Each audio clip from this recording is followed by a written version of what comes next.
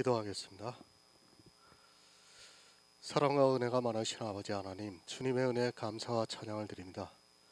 아버지, 이 시간에도 우리와 함께하여 주시옵시고 우리가 진리를 알아가는데 부족함이 없도록 역사하여 주시옵소서. 야고보서를 통해서 우리가 행함이 있는 믿음을 깨닫게 되었사옵나이다. 정말 우리가 주님이 오실 때까지 늘 이 행함이 있는 믿음을 가지고 살아갈 수 있도록 역사하여 주시옵소서. 모든 말씀 예수 그리스도의 이름으로 기도했습니다. 아멘. 오늘은 야고보서 5장 12절을 보겠습니다. 제가 읽어드리겠습니다. 형제들아, 무엇보다도 맹세하지 말지니 하늘로나 땅으로나 아무 것으로도 맹세하지 말고 오직 너희의 그렇다 하는 것은 그렇다 하고 아니라 하는 것은 아니라 하여 죄의 정함을 면하라. 욥의 결말입니다. 그것은 그가 율법주의자에서 이제 하나님의 사랑을 아는 성도로 바뀐 것입니다. 그리고 말씀하시기를 주는 가장 자비하시고 긍휼히 여기시는 자시라고 말씀을 하고 있습니다. 무슨 말씀을 하고 있습니까? 이 세상에서 욥과 같은 율법주의자는 없었습니다. 그에게 자비를 베풀어 주셨습니다. 그리고 그를 불쌍히 여겨 주셨습니다. 욥보다 더 악한 사람은 없었습니다. 그는 자기의 의를 드러냈던 사람입니다. 아니, 욥보다 더 부자는 이 세상에 없었습니다.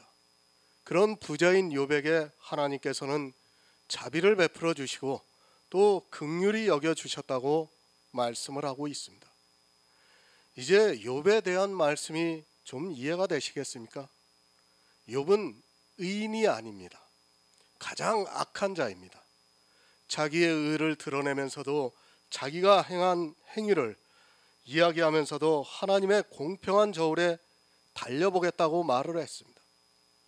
사실 욥과 같은 사람은 구원을 받을 수 없습니다.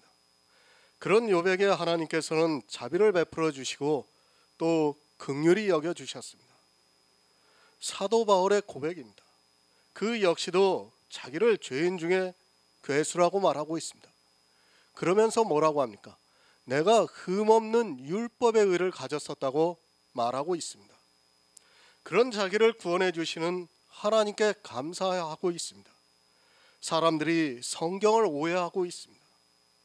욥의 결말이라고 하니까 마치 그가 이 세상에서 처음보다 갑절이나 축복을 받은 것으로 생각을 하고 있습니다.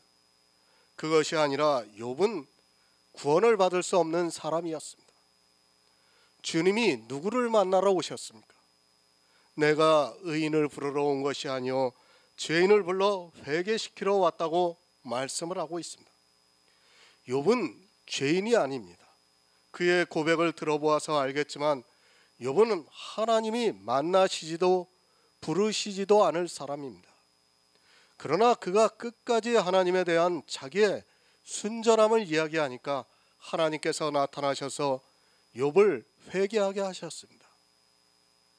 욥은 의인입니다. 의인이라고 하는 것은 주님이 부르지 않은 사람이라는 말씀입니다.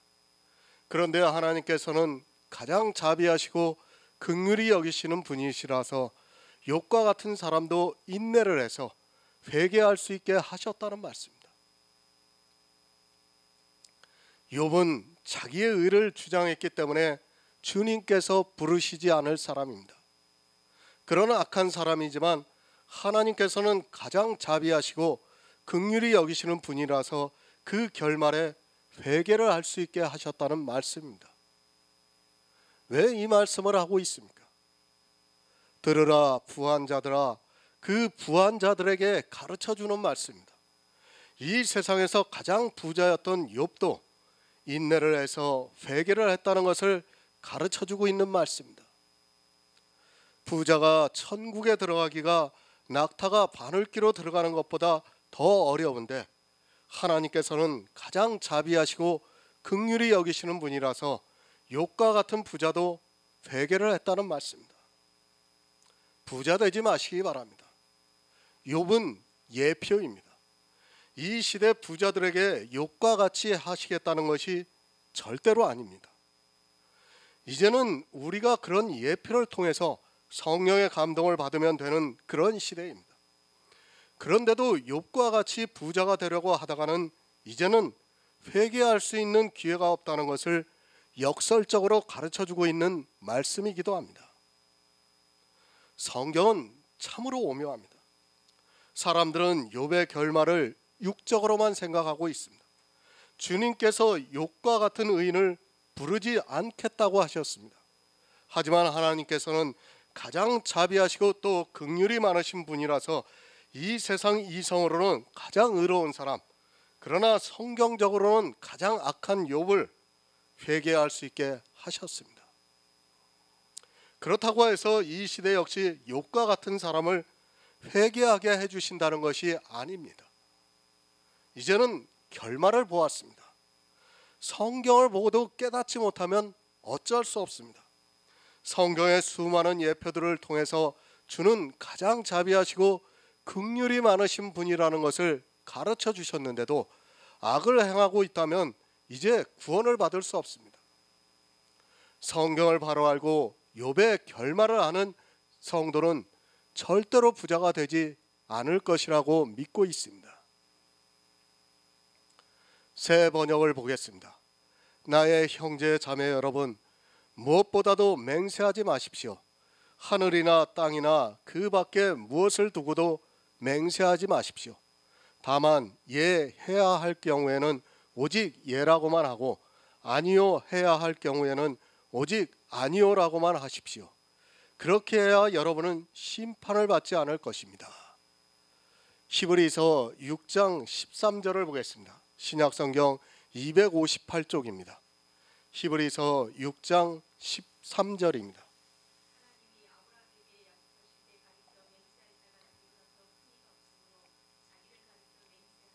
아멘. 맹세. 사전에는 임무나 약속을 꼭 실행하거나 목표를 꼭 이루겠다고 굳게 다짐하는 것을 말합니다. 그러니까 사람이 임무를 받거나 약속을 실행하는 것을 꼭 이루겠다고 굳게 다짐하는 것을 말하고 있습니다. 이것은 순전히 세상의 이성적 상식입니다. 세상 사람들은 약속을 하거나 자기 임무를 맡았을 때 이렇게 맹세를 하고 있습니다. 그러나 어떻습니까?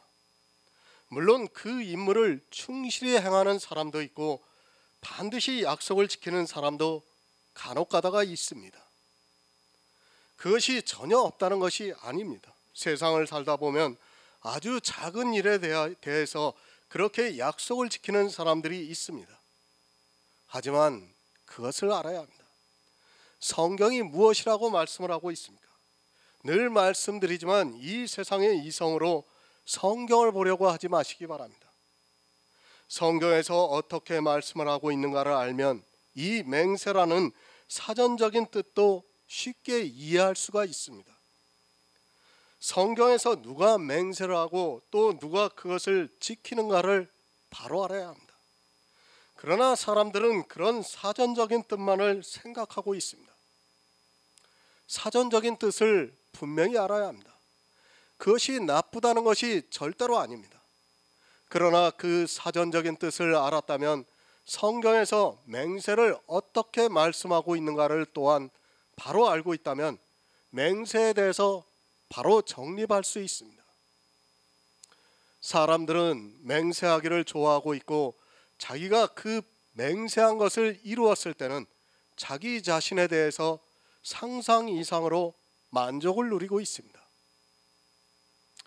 이 세상 모든 사람입니다. 굳이 하나님을 안 믿는 사람이라 해도 자기가 다니는 종교에서도 그렇고 세상에서도 맹세를 이루고 나면 그것으로 자기를 과대평가하게 되어 있고 그것이 자기의 의가 되고 있는 것을 볼 수 있습니다. 내가 이렇게 맹세를 잘 지키는 사람이라고 누구라도 그것을 자랑하고 있습니다. 그것이 사람의 본능이라는 것을 누구나 알고 있습니다. 얼마나 자랑합니까? 특히 교회 안에 있는 사람들은 더 많이 자랑을 합니다.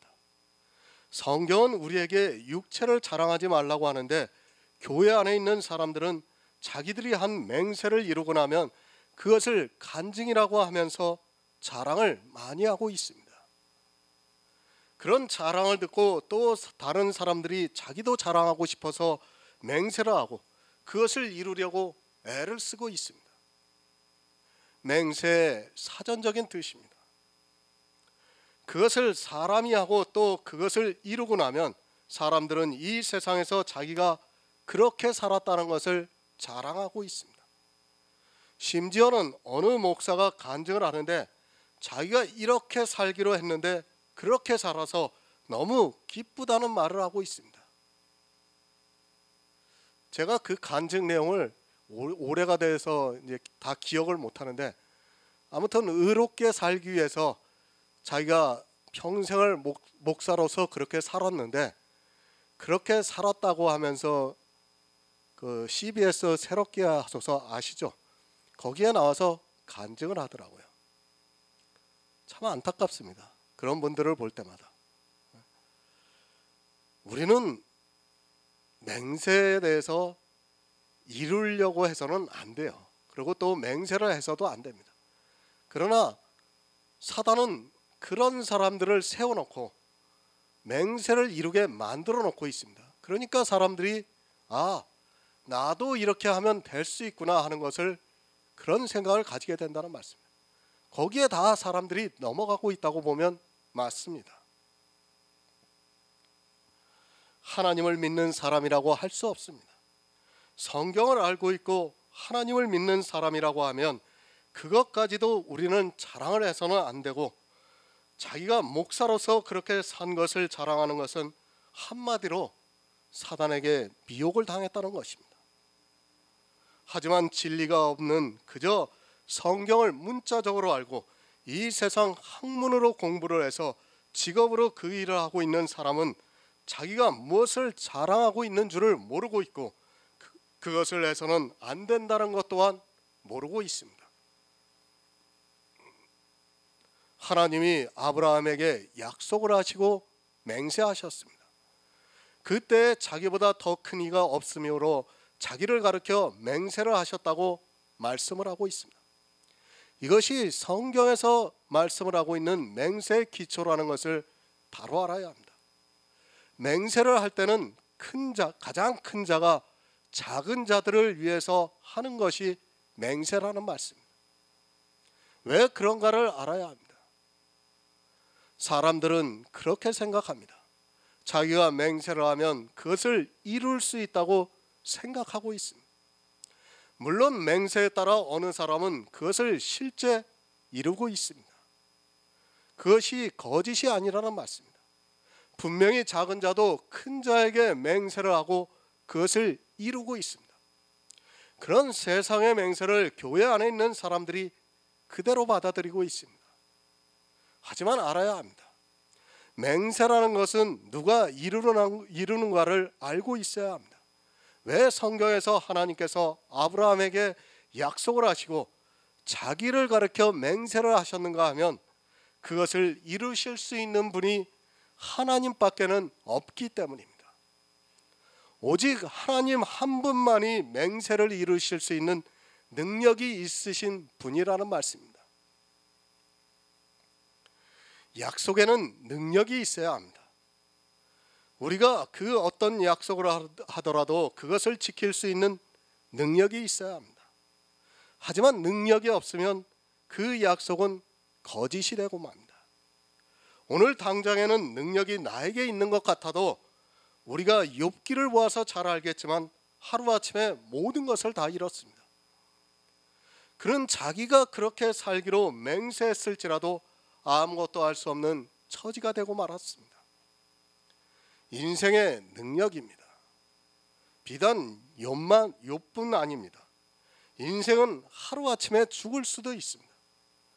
아니, 잠을 자다가 비명 행사할 수도 있습니다. 누가 그것에 대해서 다짐할 수 있는 사람이 어디 있습니까? 물론 오늘 건강해서 내일까지 그 삶을 보장받는 사람이 너무 많다 보니까 이 말씀이 잘 이해가 안 될지라도 실제 우리 주변에서는 밤새 안녕이라는 말 그대로 죽는 사람들이 있습니다. 그가 맹세를 하면 뭐합니까? 맹세는 영원한 생명이 있고 또 그것을 이룰 수 있는 능력이 있는 이만 할 수 있습니다. 사람과 같이 연약한 존재는 사실 맹세를 해서도 안 되고 그 맹세를 이룬다는 보장이 없습니다. 그러나 사람들은 어느 사람들이 이루는 그것을 보고 착각에 빠지고 있습니다. 맹세를 하면 안 됩니다. 그 이유는 우리는 영원한 생명이 없기 때문입니다. 그래서 인생의 생명은 수에 셀 가치가 없다고 말씀을 하고 있습니다. 그런 생명을 가지고 있는 사람은 맹세를 해서도 안 되고 그것을 이룰 수 있다는 보장도 없고 또한 능력이 없다는 것을 바로 알고 있어야 합니다. 자기를 가리켜 맹세하셨습니다. 그것은 하나님보다 더 큰 이가 없기 때문입니다. 맹세를 이루실 수 있는 분은 오직 하나님 한 분밖에 없다는 것을 히브리서를 통해서 가르쳐주고 있습니다.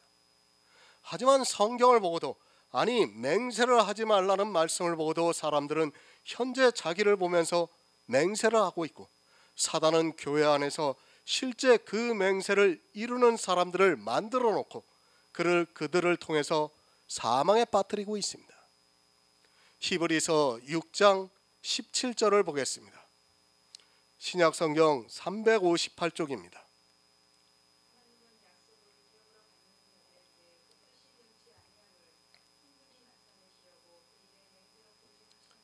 아멘. 약속을 기업으로 받았습니다. 이 시대 성도들이 약속을 기업으로 받았습니다. 천국을 받았다는 말씀입니다. 기업으로 받은 자들에게 그 뜻을 변치 아니하심을 충분히 나타내시려고 그 일에 맹세로 보증을 하셨다고 말씀을 하고 있습니다. 약속만 한 것이 아니라 성도들에게 그 일에 맹세로 보증을 하셨다고 말씀을 하고 있습니다. 이것이 성경의 맹세입니다. 우리가 하나님을 향해서 맹세를 하는 것이 아니라 하나님께서 그 약속을 기업으로 받은 자들에게 그 뜻을 변치 아니하심을 충분히 나타내시려고 그 일에 맹세로 보증을 하셨습니다. 이렇게 하나님께서 약속을 하시고 또 그 일에 보증을 받은 사람만이 구원을 받을 수 있다는 것을 가르쳐주고 있습니다. 맹세는 하나님께서 하시고 또 그 일에 보증을 해주시고 있습니다. 고린도후서 5장에서 말씀을 하고 있습니다. 보증으로 성령을 주신 이는 하나님이라고 말씀을 하고 있습니다. 약속을 통해서 우리에게 기업을 주셨습니다. 이것을 보증하기 위해서 아니 그 약속을 믿을 수 있게 하기 위해서 우리에게 성령을 보내주셨다는 말씀입니다. 성령이 오셔야지만 우리가 하나님으로부터 약속을 받은 성도라는 것을 믿을 수 있다는 말씀입니다. 얼마나 감사합니까? 그냥 약속을 하시고 기업을 주신 것이 아닙니다. 사실 천국은 우리가 볼 수도 없고 알 수 있는 것이 아닙니다. 천국은 모든 것이 다 비유로 되어 있습니다. 사람의 말로 가히 표현할 수 있는 방법이 없기 때문에 그렇게 비유로 말씀을 하고 있습니다. 사람의 이성으로는 막연합니다. 사실 천국을 안다는 것은 불가능한 일입니다. 그것을 사람의 이성으로는 설명할 수 있는 방법이 없습니다. 그런데도 이 시대는 천국에 대해서 아주 사실적으로 묘사를 하는 사람들이 있습니다. 그렇게 말하고 있는 그 자체가 천국을 모르고 있다고 자기 무식함을 스스로 나타내고 있다는 것을 바로 깨달아야 합니다. 그래서 성령을 보내주셨습니다. 그 뜻이 변치 아니하심을 충분히 나타내시려고 우리 마음에 성령을 보내주셔서 성경에서 우리가 아주 작은 부분이나마 천국의 비밀을 알고 믿을 수 있게 역사를 하고 있습니다. 사실 하나님의 능력이 아니고는 불가능한 일입니다. 우리에게 성령을 보내주시지 않으면 이 천국에 대해서 믿을 수 있는 방법이 없습니다. 우리가 성경을 보아서 잘 알고 있습니다. 천국에 대해서 명확하게 사실적으로 말씀한 곳이 어디 있습니까? 한 군데도 없어요. 다 비유로 말씀을 하고 있습니다. 그것이 왜 그러냐면 천국은 우리가 알아들을 수 있는 언어로 표현할 수 있는 방법이 없기 때문입니다. 그것을 믿게 하기 위해서 성령이 우리 마음에 오셔서 보증을 해주시고 있다는 말씀입니다. 그 일에 맹세로 보증을 하셨습니다. 그 약속을 이루시려고 우리에게 보증으로 성령을 보내주셨다고 고린도후서에서 말씀을 하고 있습니다. 이 맹세를 분명히 하나님만이 하실 수 있는 것임을 깨달아야 합니다. 사람이 맹세를 한다는 것이 얼마나 어리석은 일인가를 알아야 합니다. 자기를 모르는 사람은 맹세를 좋아할 것이고 자기를 아는 사람은 맹세를 하지 않습니다. 늘 말씀을 드리지만 신앙의 본질은 나를 알고 하나님을 아는 것부터의 출발이라고 해도 틀리지 않습니다. 영의 비밀을 알아야 합니다. 특히 성령에 대해서 바로 깨달아야 합니다. 하지만 사람들은 성령에 대해서 너무 모르고 있습니다. 성령이 오시지 않고도 이런 말씀들을 도무지 깨달을 수 없습니다. 성령이 오시지 않으면 성경을 다 사람의 이성으로 보고 있고 그것이 자기 영혼을 망하게 만들고 있다는 것을 깨닫지 못하고 있는 것이 이 시대 교인들이라고 보면 맞습니다. 얼마나 감사합니까? 약속을 받은 성도들에게 충분히 나타내시려고 우리에게 성령을 보내주셨습니다. 성령이 오셔서 우리 마음에 보증을 해주시지 않으면 절대로 믿어지지가 않습니다. 그저 교회 안에 있는 사람들이 열심히 넘쳐서 맹세를 하려고 하고 있고 그 맹세가 어떠하다는 것을 깨닫지 못하고 있습니다.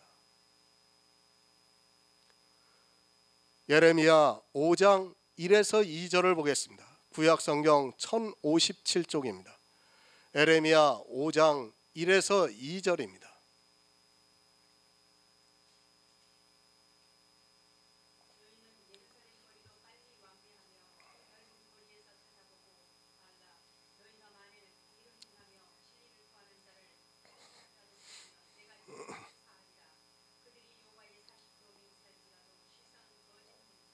아멘. 예루살렘의 패망입니다. 북유다가 망할 때 예레미야 선지자가 말씀을 하고 있습니다.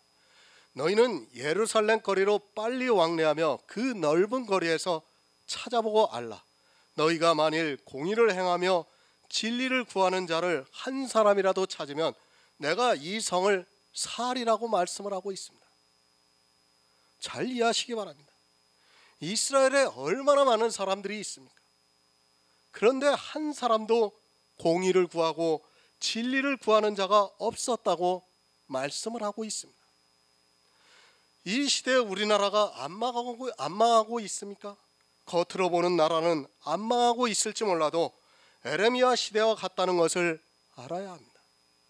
정말 한 사람이라도 공의를 구하고 진리를 구하는 사람이 있는가를 찾아보시기 바랍니다. 없습니다. 정말 이 시대는 종말을 맞아도 아무 할 말이 없습니다. 그러나 하나님께서는 오래 참으시면서 이 시대의 가난한 성도들을 구원해 주시고 있다는 것을 바로 깨달아야 합니다. 과연 이 시대는 한 사람이라도 있는가를 심각하게 생각해 보아야 합니다. 성경은 계속해서 가르쳐주고 있습니다. 이스라엘이 멸망할 때 공의를 구하고 진리를 구하는 사람이 한 사람이 없었습니다. 그들이 누구입니까?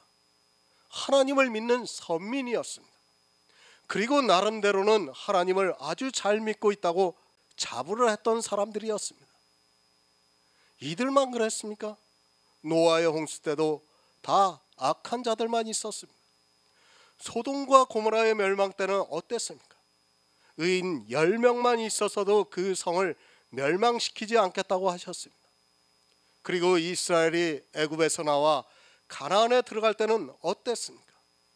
여호수아와 갈렙 두 사람을 제외하고는 모두가 광야라는 교회에서 죽고 말았다는 것을 깨달아야 합니다. 모든 성경이 공의를 구하고 진리를 구하는 자가 거의 없다는 것을 말씀을 하고 있습니다. 그런데 어떻습니까? 다 자기들은 하나님을 아주 잘 믿고 있다고 생각하고 있습니다. 잘 믿고 있다고 하는 그들이 예수 그리스도를 십자가에 못 박아 죽였습니다. 이것이 바로 교회의 현실이라는 것을 알아야 합니다. 지금이라고 다를 것이라고 생각하지 마시기 바랍니다. 이 시대 역시도 이스라엘과 조금도 다르지 않게 타락을 해서 종교가 되어버리고 말았습니다. 거짓 맹세를 합니다. 자기들이 망하지 않을 것이라고 거짓 맹세를 합니다. 더구나 그들은 하나님께서 자기들을 도와주실 것이라고 굳게 믿고 망하지 않는다고 생각을 하고 있습니다. 에레미야 선지자는 바벨론에 망해서 포로가 된다고 했지만 이스라엘의 모든 선지자들은 자기들이 하나님을 잘 믿어서 하나님께서 그 거대한 바벨론도 이기게 하실 것이라고 믿고 있었습니다. 누가 믿음이 있습니까? 에레미야가 믿음이 있습니까? 이스라엘의 모든 선지자가 믿음이 있습니까? 그것은 우리가 이야기 하나만입니다. 지금 이 시대도 똑같이 그렇게 주장을 하고 있습니다. 자기들이 하나님을 잘 믿어서 주변에 공산주의 국가가 있어도 우리를 지켜주고 있다고 말을 하고 있습니다. 그리고 자기들에게 보이는 외적인 모습을 보면서 잘 믿고 있다고 착각에 빠져 있습니다. 거짓 맹세입니다. 무엇이 거짓 맹세입니까? 하나님께서 자기들을 도와주시고 또 자기들이 죽기 살기로 싸우면 반드시 이길 것이라는 거짓 맹세를 했습니다.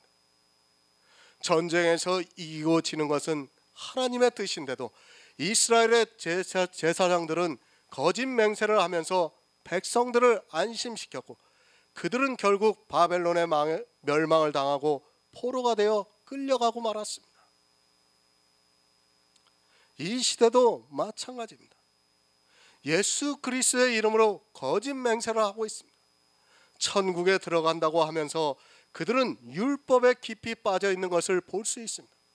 행함이 없는 믿음을 가지고 있으면서도 자기들이 지키고 있는 율법을 보고 행함이 있다고 생각하고 있습니다. 모두가 다 거짓입니다. 이스라엘만 그런 것이 아닙니다. 이 시대 역시 천국을 이야기하고 있고 자기들이 믿음이 있다고 하면서 맹세를 하고 있지만 실상은 이스라엘과 조금도 다르지 않다는 것을 알아야 합니다. 사람이 하는 맹세가 얼마나 거짓되다는 것을 바로 알아야 하는데 깨닫지를 못하고 있습니다. 그 이유가 바로 자기들이 행하고 있는 행위들을 보고 있기 때문입니다. 사람의 맹세에 미혹되지 마시기 바랍니다. 그 자체가 거짓됩니다. 설령 그가 혹시라도 자기 입으로 한 맹세를 해서 이루었다 해도 그 맹세 자체가 거짓입니다. 성경은 우리에게 영의 일을 말씀해 주시고 있지 육의 일을 말씀하는 것이 아니라는 것을 알아야 합니다. 지금도 거짓 선지자들은 교회 안에서 맹세를 하고 있고 또 교인들에게도 맹세를 하라고 말을 하고 있습니다. 하지만 그것을 알아야 합니다. 성경은 영의 일을 말씀하고 있는데 그것을 믿는 일은 주님께서 다 이루신 일을 믿는 그것입니다. 내가 맹세를 하고 무엇을 하겠다는 자체가 이미 거짓이라는 것을 알아야 합니다. 그런 거짓을 누가 이루게 하는가 하면 사단이 그런 자들을 세워놓고 맹세를 이루게 하고 있다는 것을 알아야 합니다. 마태복음 5장 33절을 보겠습니다. 신약성경 7쪽입니다. 마태복음 5장 33절입니다.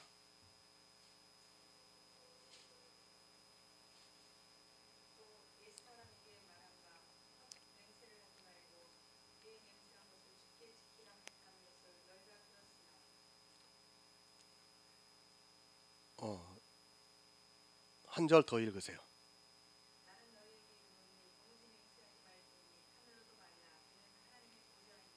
아멘.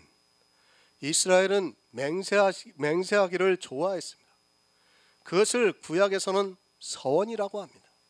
구약의 율법에서는 그 맹세를 했으면 반드시 지키라고 말씀을 하고 있습니다.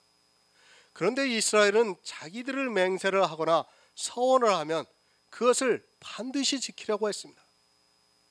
사실 구약의 율법의 맹세나 서원은 모두가 예수 그리스도를 예표하는 것인데도 사람들이 율법을 문자적으로 보다 보니까 맹세하기를 좋아했습니다.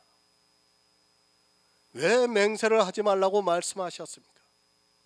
구약의 율법이 예수 그리스도께서 십자가를 지시고 나면 폐하여지는 것입니다. 우리가 히브리서를 보아서 알겠지만 맹세는 하나님이 하시는 것이고 하나님만이 이루실 수 있는 것이 맹세입니다. 하지만 사람들은 이 세상 이성으로 생각하면서 아무나 맹세를 하고 그것을 지키는 것이 당연하다고 생각을 합니다. 이스라엘의 사상입니다. 그리고 이 세상 모든 사람의 사상입니다. 또 율법에서 맹세를 하면 반드시 지키라고 말씀을 하고 있습니다. 그러나 주님께서 이제 오셔서 다시 말씀을 하고 있습니다. 도무지 맹세하지 말라고 말씀을 하고 있습니다. 어느 것이라도 맹세를 하지 말라는 말씀입니다. 그런데 어떻습니까? 이 시대에 가장 쉽게 맹세를 하는 것이 무엇입니까? 교회에 나와서 어느 정도 자기가 신앙이 자랐다고 하면 가장 먼저 맹세를 하는 것이 바로 11조가 아닌가 생각을 합니다. 거의 모든 사람들이 자기가 이제 11조를 할 수 있는 능력이 되면 그 11조에 대해서 맹세를 하고 있습니다. 이제부터는 사는 동안 11조를 하겠다고 맹세를 하고 있습니다. 그렇죠. 다 하셨죠. 왜 그토록 11조를 합니까? 그리고 11조를 반대로 하면 아주 심하게 반발을 하고 있습니까? 그것이 다 자기가 맹세를 했고 또 그것을 이루어가고 있기 때문입니다. 사실 이 세상 이성으로는 11조를 한다는 것이 얼마나 대단한 일입니까? 누군가 하나님을 안 믿더라도 자기 소득의 11조를 따로 떼서 가난한 사람들을 돕는다고 하면 아마도 스스로를 대단하게 생각할 것이 분명합니다. 하물며 하나님께 드리는 11조입니다. 왜 사람들이 맹세하기를 좋아하는가 하면 바로 그것을 이루었을 때 느끼는 자존감이라는 것이 너무 크기 때문입니다. 사실은 그것은 사단이 교묘하게 이용하고 있다는 것을 모르고 있습니다. 그런 자기의 의의가 살아나기 때문에 그것으로 사망에 이른다는 것을 너무도 잘 알고 계시기 때문에 예수님께서 도무지 맹세하지 말라고 말씀을 하고 있습니다. 구약의 맹세입니다. 그리고 이 세상 사람들이 생각하는 맹세입니다. 그것은 자기가 약속을 실행하거나 목표를 이루겠다고 굳게 다짐하는 일입니다. 그런 일들이 이 세상에서는 가능합니다. 하지만 성경은 이 세상 일을 말씀하는 것이 아니라 영의 일이라는 것을 바로 알아야 합니다. 영의 일입니다. 그것을 이루실 수 있는 분은 오직 하나님 한 분뿐입니다. 우리가 그것에 대해서 맹세를 해서도 안 되고 할 수도 없습니다. 우리가 우리 영혼에 대해서 어떻게 할 수 있습니까? 그것을 할 수 있는 사람이 없기 때문에 주님이 이 세상에 오셔서 이루신 것입니다. 그리고 우리가 믿게 하셨습니다. 우리는 맹세를 하는 사람이 아닙니다. 아니, 맹세를 한다 해도 그것을 이룰 수 있는 능력이 우리에게는 없습니다. 그것을 알아야 하는데 사람들은 그저 육적인 것을 생각하면서 자기들이 맹세를 하고 있고 또 그것을 이루는 것을 보면서 너무도 쉽게 맹세를 하고 있습니다. 무엇을 어떻게 맹세할 수 있습니까? 영의 일에 대해서는 우리가 맹세할 수 있는 것이 없습니다. 그저 성령의 감동하심에 따라 그것을 믿음으로 받아들이는 것밖에는 없습니다. 그래서 주님께서 도무지 맹세하지 말라고 말씀을 하고 있습니다. 그것은 행위에 빠지지 말라는 말씀이기도 합니다. 하지만 사람들은 맹세의 기본을 모르다 보니까 쉽게 자기가 서원을 하고 있고 맹세를 하면서 그것을 지키는 자신을 보면서 대단하게 생각을 하고 있습니다. 사망의 길입니다. 이 시대 주님이 도무지 맹세하지 말라고 하신 그 말씀을 얼마나 어기고 있는가를 알아야 합니다. 내가 어느 것을 정해서 하고 있다면 그것은 다 맹세에 속한 일이라는 것을 바로 알아야 합니다. 11조를 내고 있습니다. 그것을 입 밖으로는 맹세하지 않았을지라도 자기가 하나님의 백성이라고 생각을 하면서 율법을 지키겠다고 하는 것은 맹세나 다를 것이 없습니다. 주의를 지킵니다. 그것을 왜 지키고 있습니까? 자기 마음에서 맹세를 했기 때문에 주의를 지키고 있다는 것을 바로 알아야 합니다. 만약에 맹세를 하지 않았다면 지금 이 시대 교인들과 같이 주의를 철저하게 지키지는 않았을 것이 너무도 분명합니다.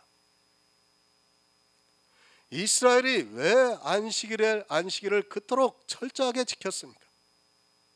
그것은 자기들의 조상이 하나님과 언약을 했고 그 언약이 지금 하나님을 믿는 자기들에게도 유효하다고 생각을 했기 때문입니다. 율법을 왜 지키는가를 바로 깨달아야 합니다.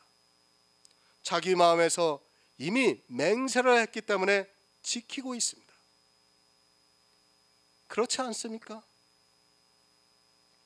마음에서 맹세를 하지 않았다면 그렇게 철저하게 11조를 내지 않아도 되고 또 주일이라는 날을 그렇게 지키지 않아도 됩니다. 하지만 이스라엘과 같이 이 시대 역시 맹세를 했기 때문에 그렇게 지키고 있고 그런 것을 알고 계시는 주님께서는 도무지 맹세하지 말라고 말씀을 하고 있지만 그 뜻을 모르고 아직까지도 맹세를 하고 그것을 지키고자 노력을 하고 있습니다. 맹세는 행위가 직접적으로 연결이 됩니다. 그렇기 때문에 주님께서 도무지 맹세하지 말라고 말씀을 하고 있습니다. 이 시대의 마음으로 맹세를 하지 않았다면 그렇게까지 율법주의에 깊이 빠지겠습니까? 굳게 맹세를 했기 때문에 그것을 지키기 위해서 하나님의 섭리까지도 부인하고 있는 것이 이 시대 교인들입니다. 마태복음 5장 37절을 보겠습니다.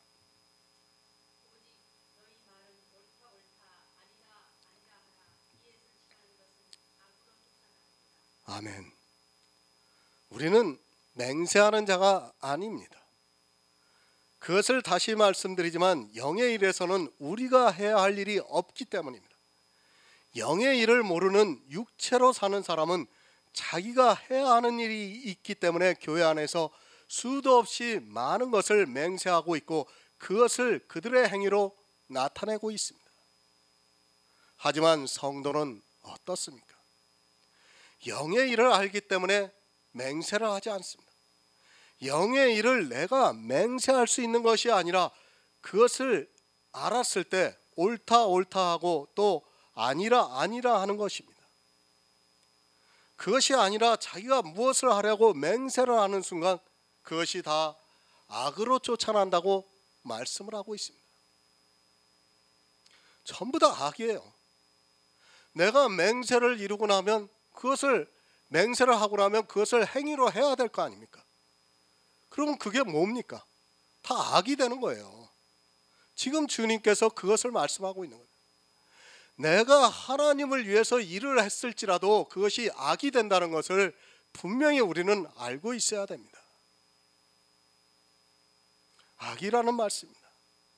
맹세를 하고 그것을 행위로 나타내는 모든 것은 다 악이라고 분명히 말씀을 하고 있습니다. 우리 성도는 성경을 보고 거기서 말씀을 깨달았으면 그것이 옳으면 옳다 할 것이고 아니면 그것이 아니면 아니라고 분명히 말할 것입니다. 그 이상은 성도가 해야 하는 일이 아니라는 것을 가르쳐주기 위해서 이에서 지나는 것은 다 악으로 쫓아난다고 말씀을 하고 있습니다. 무엇이 악입니까? 11조로 하는 것이 악입니다. 주의를 지키는 것이 악입니다. 제가 연보를 하지 말고 또 한 날을 정해서 예배하지 말라고 드리는 말씀이 절대로 아닙니다. 하지만 지금의 11조나 주의를 지키는 일, 그리고 행위로 하고 있는 그 모든 일이 이에서 지나는 것이고 다 악으로 쫓아나는 것임을 바로 알고 있어야 합니다. 주의를 지키면서 그 안에서 주일날 예배하는 그 모든 게 다 법이에요. 법에 따라서 하고 있어요. 그렇지 않습니까? 예배 순서도 법에 따라서 다 하고 있어요. 찬양을 부를 때 찬양을 안 부르면 교인들이 이상하게 생각해요. 또 기도를 할 때 기도를 안 하면 이상하게 생각합니다. 왜 그럽니까? 다 법에 매여 있기 때문에 그런 것입니다. 또 어느 교회 가서 사도신경을 안 해보시기 바랍니다. 이상하네 이거. 당연히 그렇게 나옵니다. 왜 그렇습니까? 그게 다 법으로 정해져 있기 때문에 법에 익숙한 그 사람들은 그것을 안 하면 이상하게 생각을 하는 것입니다. 성경을 봅니다. 그리고 우리는 유일하신 참 하나님과 예수 그리스도의 은혜를 알아가고 있습니다. 그것을 보고 옳다 옳다 하거나 아니다 아니라고 하는 것입니다. 이에서 지나는 것은 다 악에서 쫓아난다고 말씀을 하고 있습니다. 하지만 불행하게도 이 시대는 이에서 지나는 것을 너무 많이 하고 있고 그것이 악이라는 것을 꿈에도 생각하지 못하고 있습니다. 악입니다. 분명히 말씀드리지만 사람의 모든 행위는 다 악입니다. 믿음은 우리가 마음으로 믿는 것입니다. 그러니까 성경에서 예수 그리스도의 은혜를 알고 나면 옳으면 옳다 하고 또 아니면 아니라고 하는 그것이 사람이 해야 하는 일이라고 말씀을 하고 있습니다. 하지만 이에서 지나는 것은 다 악입니다. 그러나 불행하게도 이에서 지나는 것을 하면서도 그것을 믿음이라는 이상한 이야기를 하고 있습니다. 믿음이라는 한글도 모르는 사람들이 성경을 보다 보니까 종교가 되어 있는데도 깨닫지를 못하고 있습니다. 사람들이 얼마나 교회 안에서 악을 행하고 있는가를 모르고 그 악을 행하는 일에 열심을 내고 있습니다. 믿음이라는 것은 상대를 믿는 거예요. 상대를. 내가 믿는 것이 아닙니다. 그런데 지금 교회 안에서는 어떻게 하고 있습니까? 내가 믿고 있어요. 내가 믿고 있어요. 그것은 믿음이 아닙니다. 상대가 나한테 믿음을 줘야지 내가 믿을 수 있는 것이 바로 믿음입니다. 하지만 사람들은 이 가장 기본이 되는 믿음도 모르고 있습니다. 그런 사람들이 예수 그리스도를 믿는다고 교회 안에서 주여 주여 하면서 정말 행위에 열심을 내면서 악을 행하고 있습니다. 마음으로 믿는 일입니다. 그것에서 지나는 모든 일은 다 악이라는 것을 깨달아야 합니다. 무엇이 악이라는 것을 성경을 통해서 바로 깨달아야 악을 행하지 않을 수 있는데, 악을 행하면서 그것을 선이라고 생각하고 의롭다고 생각하니까 그 악을 행하는 일에 더욱 더 열심을 내고 있습니다. 왜 오직 믿음인가를 바로 아시기 바랍니다. 우리가 행하고 있는 모든 행위는 다 이에서 지나는 것이기 때문에 악이라는 말씀입니다. 하지만 사람들은 이 악에 대해서 너무 모르고 있고 자기들이 하나님을 위해서 하는 모든 일이 악이라는 것을 모르기 때문에 이에서 지나는 일에 너무 열심을 내고 있습니다. 영의 일은 주님이 하시는 것이지 사람이 할 수 있는 일은 없습니다. 뭐가 있습니까? 그것을 마음으로 믿는 그것밖에는 아무것도 없습니다.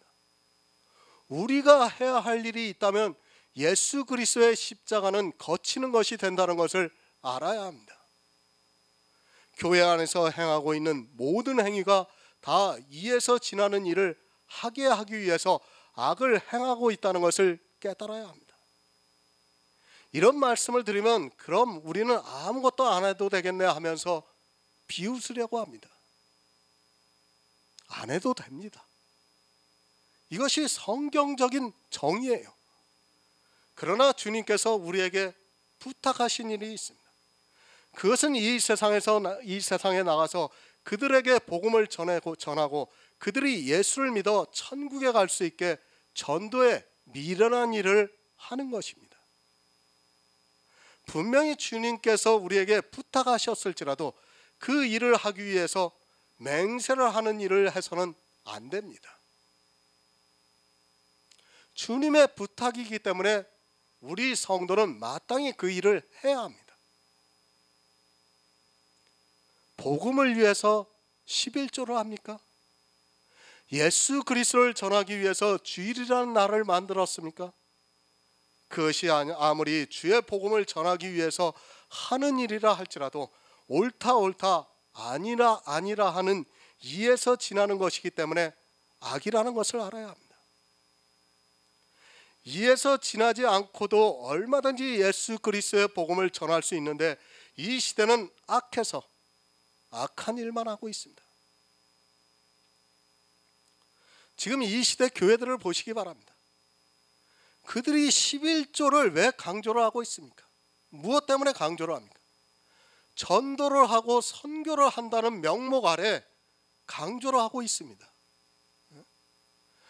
성도들이 11조를 하면 선교사를 파송을 해서 그 선교사가 다른 나라에 가서 복음을 전한다고 말을 하고 있습니다. 그것이 맞는 일입니까? 안 됩니다. 이미 악을 행하고 있는 사람들이 무슨 복음을 전합니까? 하나님께서 그렇게까지 우리에게 열심을 주고 하라고 하지를 않았습니다. 우리가 할 수 있는 것만 하면 되는 겁니다. 지난주에도 말씀을 드렸지 않습니까? 내가 할 수 있는 것 이상을 생각하면 그것은 다 악입니다. 하나님께서 우리에게 분복을 주셨으면 그 분복만 가지고 하나님을 위해서 일을 하면 됩니다. 그 이상을 생각하면 무엇이 됩니까?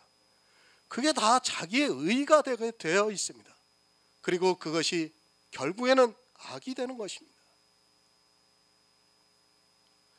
지금 이 시대의 교회들이 아마 한 200~300명 이상 되는 교회들은 거의 모두가 선교지에 교회들을 하나씩 건립했을 겁니다. 건축을 했을 거예요. 그것이 뭡니까 다? 그 교회 안에 있는 사람들이 11조를 내서 건축을 했습니다. 그것이 뭐가 됩니까? 다 자기의 의가 됩니다. 다 악이 된다는 것을 모르고 그렇게 열심을 내고는 있습니다. 죄의 정합입니다. 이에서 지나는 모든 것은 행위로 나타나고 있습니다. 또한 그것이 악한 일이기 때문에 반드시 죄정함을 받는다고 말씀을 하고 있습니다. 하지만 이 시대는 수많은 행위들을 삼가 지키고 있습니다. 삼가 지키고 있다는 것은 맹세를 했기 때문에 그렇게 하고 있습니다. 그 행위가 정죄를 하고 있습니다. 자기들과 같은 행위를 하지 않으면 정죄를 하고 있습니다. 그래서 주님께서 이에서 지나는 것은 다 악으로 쫓아난다고 말씀을 하고 있습니다. 오직 믿음이 아니고 이에서 지나는 어떤 행위를 하게 되면 그것이 다 악으로 쫓아난 것입니다. 하지만 사람들은 이 악을 행하기를 너무 좋아하고 교회 안에서 수도 없이 맹세를 하고 있습니다. 같은 말씀입니다. 율법이 우리를 정죄하고 있습니다. 그 율법을 왜 지키는가 하면 바로 맹세를 했기 때문입니다. 교회 안에서 삼가 지키고 있는 모든 일이 사실은 그 교인들의 마음에서 이미 맹세를 했기 때문에 지키고 있고 그것이 사실은 다 악으로 쫓아난 것입니다. 그것을 깨닫지 못하면 계속해서 사람들은 맹세를 하게 되어 있습니다. 상하게 하는 맹세만 맹세가 아닙니다. 나도 모르게 이에서 지나는 것을 행하겠다고 하는 모든 맹세가 다 악이라는 것을 알아야 합니다. 교회 안에서 하는 모든 행위가 다 그렇습니다. 다 믿음에서 지나서 나는 것이고 그것이 스스로를 정죄하고 있지만 사람들은 지혜가 없어서 깨닫지를 못하고 있습니다. 정죄함을 면하려면 믿음에서 지나는 것을 절대로 해서는 안 됩니다. 야고보서 5장 13절을 보겠습니다. 신약성경 376쪽입니다.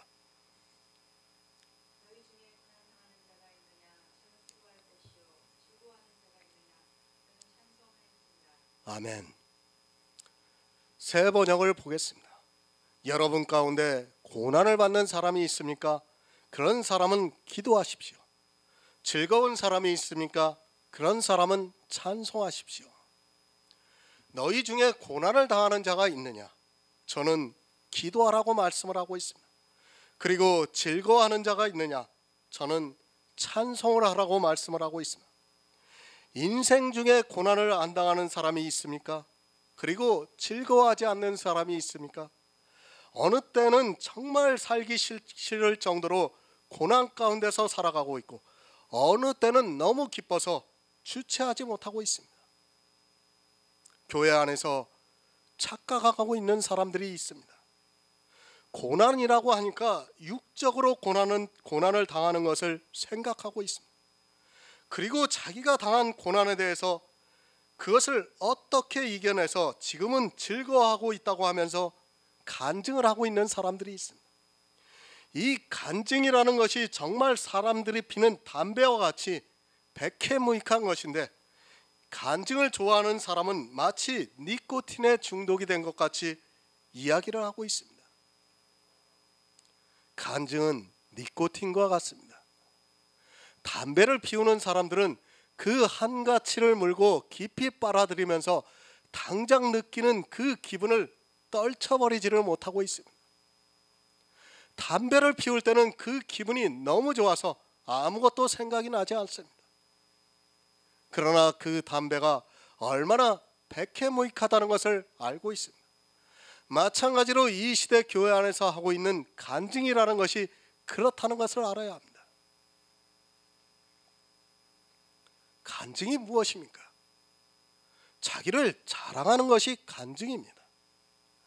그러나 그 간증을 하고 싶어서 사람들이 얼마나 영악합니까? 간증을 하고 나서 하나님께 영광을 돌리고 나면 그것으로 모든 것이 다 용납이 되고 있습니다. 그러나 하나님께 영광을 돌렸든 안 돌렸든 그것은 자기를 자랑하는 것이기 때문에 악한 것이라고 야고보서에서 말씀을 하고 있습니다. 악한 일입니다. 고난을 당했는데 내가 기도를 해서 그 고난을 이겨냈다고 하나님께서 응답해 주셨다고 하지 마시기 바랍니다. 그러한 자랑은 다 악한 것입니다. 하지만 그런 악을 행하면서도 이 시대는 너무도 간증을 하고 싶어 합니다. 구역 예배 같은 경우에서는 이런 간증들을 서로 이야기하면서 믿음이 있다고 말을 하고 있습니다. 고난에서 이겨냈습니까? 누가 기도를 해서 고난에서 벗어났습니까? 야고보서는 너희 중에 고난을 당하는 자가 있느냐? 저는 기도하라고 말씀을 하고 있습니다. 기도하면 응답을 해주셔서 그 고난에서 벗어나게 해주신다는 것이 아니라 고난 당하는 자가 있느냐? 저는 기도하라고 말씀을 하고 있습니다. 정말 성경을 잘 봐야 됩니다. 우리는 그 이상을 생각하지 마시기 바랍니다. 고난 당하는 자가 있으면 기도를 하면 됩니다. 그것에서 벗어났다는 것은 그 이상입니다. 초대교회 고난 당하는 자들이 과연 그 고난에서 벗어났습니까? 오히려 그들은 기도를 하면서 고난을 기꺼이 자기 몸으로 그대로 받아들였습니다. 하지만 안타깝게도 이 시대는 기도를 하면 마치 고난에서 벗어나는 것처럼 생각을 하고 있습니다.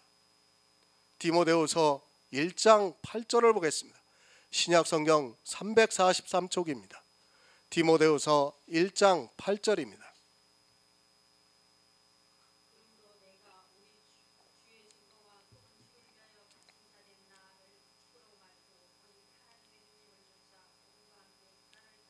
아멘. 복음과 함께 고난을 받으라. 성도는 고난을 받는 것을 당연하게 받아들여야 합니다.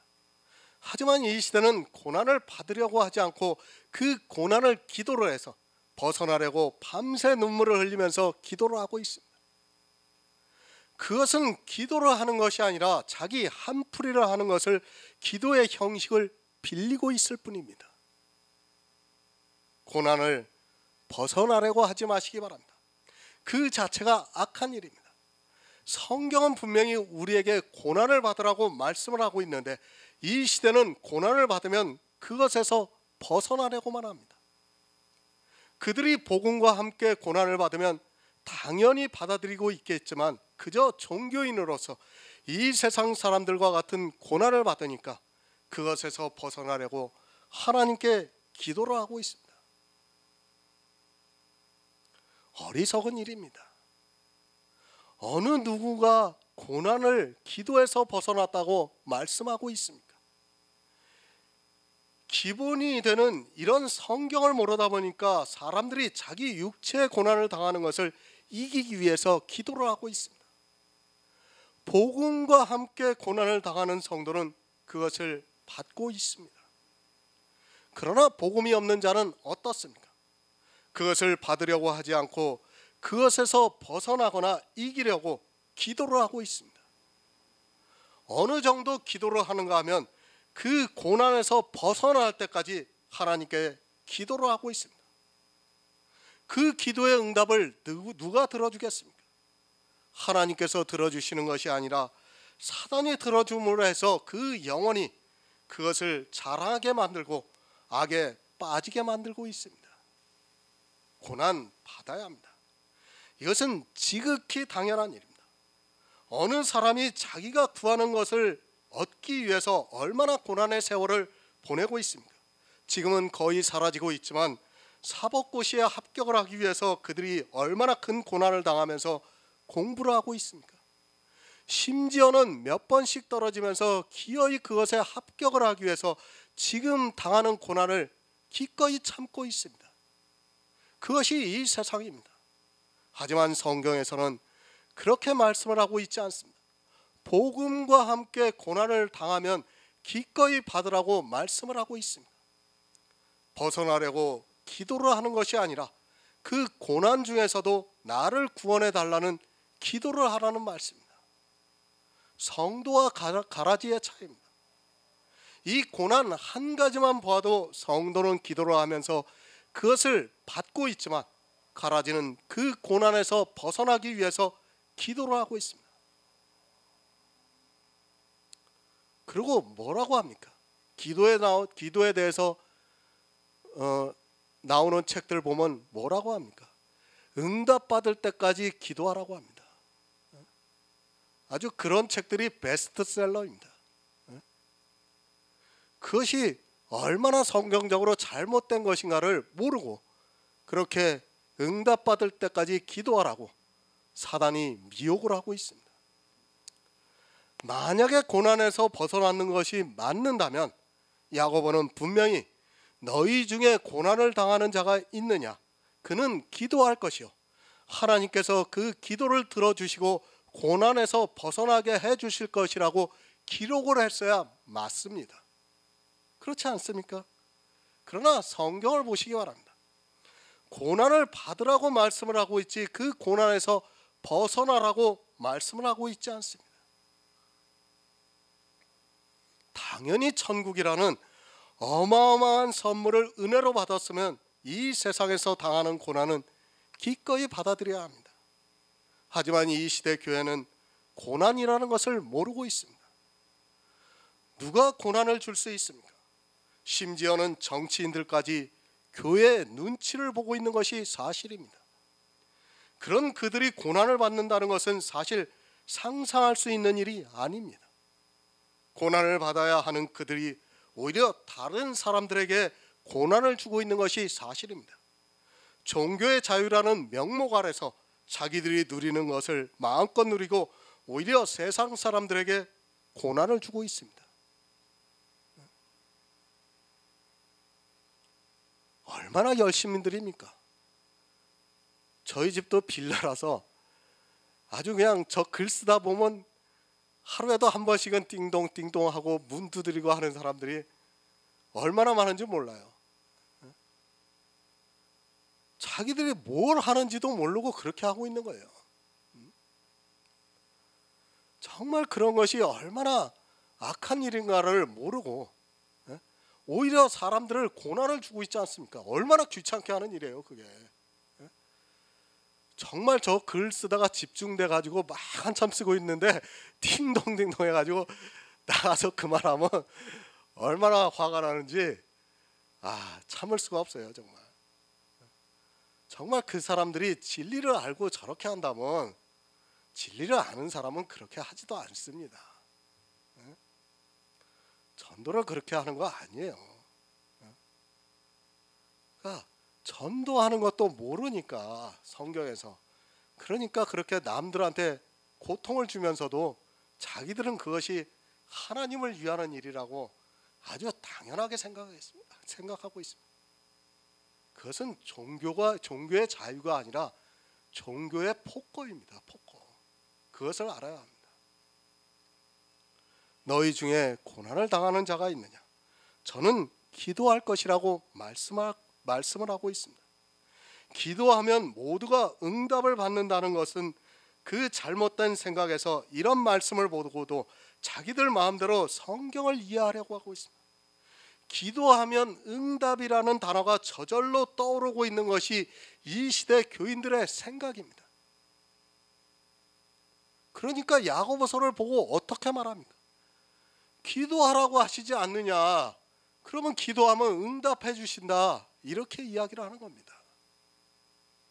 기도하시기 바랍니다. 그러나 응답은 생각하지 마시기 바랍니다.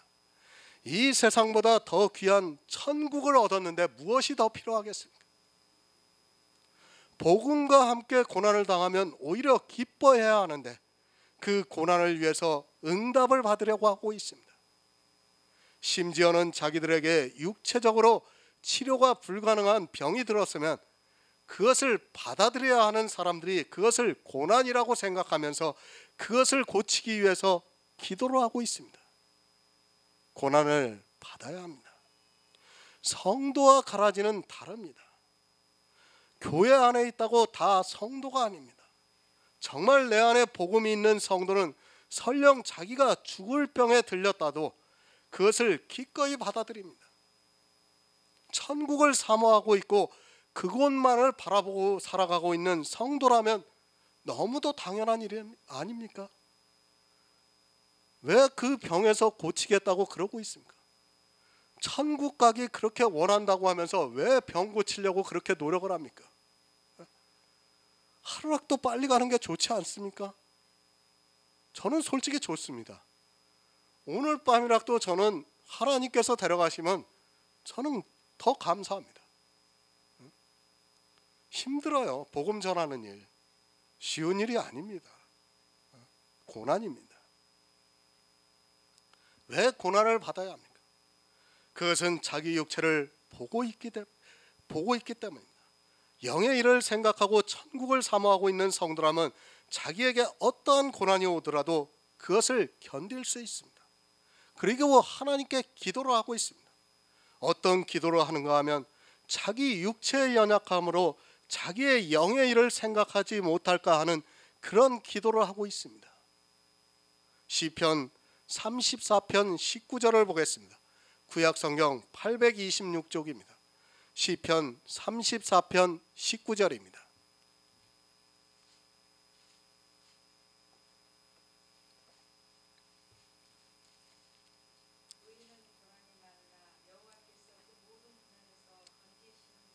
아멘. 의인은 고난이 많습니다. 이것은 너무도 당연한 일입니다. 하나님께서 이 세상에서 얻을 수 없는 모든 것을 다 주셨는데 고난을 안 주시겠습니까? 아니, 세상에서도 자기가 원하는 것을 얻기까지는 고난을 당하고 있습니다. 그러나 자기가 목표로 하는 그것을 얻기 위해서 많은 고난 중에서도 참고 견디고 있습니다. 고난이 많습니다.